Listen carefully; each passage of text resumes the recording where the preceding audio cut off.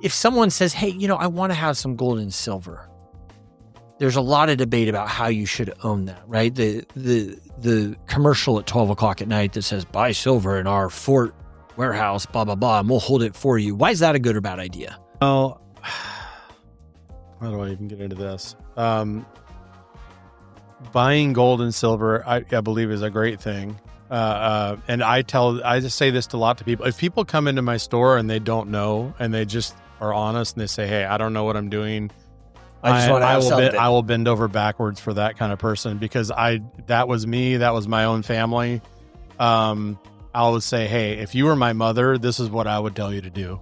Okay. So this happens a lot. Some people, if somebody's new, and they've never bought gold, let's just say they come in, they're talking to me. Usually the first thing out of their mouth is, what are you charging for gold? And it's like, well, and I say, okay, do you want a Pinto or do you want a Lamborghini? It's not all gold is exactly the same. You have two, like say the Royal Canadian Mint in Canada, they make what's called a gold maple leaf. And a lot of people have seen those. Mm-hmm. You have one that's fresh out of the tube. It's a nice mint fresh coin. It's an ounce of gold.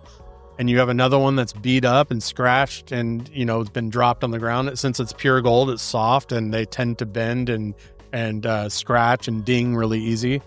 One, they're both, let's call it $4,000 worth of gold, but the one's going to be really easy to sell because it's pretty, it's nice. When people are going to spend $4,000, they want it to look nice. The other one, I may have a really hard time selling this one because most people spending that kind of money, they don't want to spend it on junk or something that looks like junk. I mean, who knows? If gold goes way higher, it goes to $20,000 an ounce or something. I mean, maybe you don't want to sell $20,000 worth of gold. You only want to sell a couple $100 worth of gold. And so that's my issue with going back to like why you don't buy gold online and store it in a warehouse in Texas. Why? Because it's not your gold either, right? Yeah. Like at the end of the day, if the government started to decide to go, we're going to take all the gold back, they could go. Which they have done. They have done.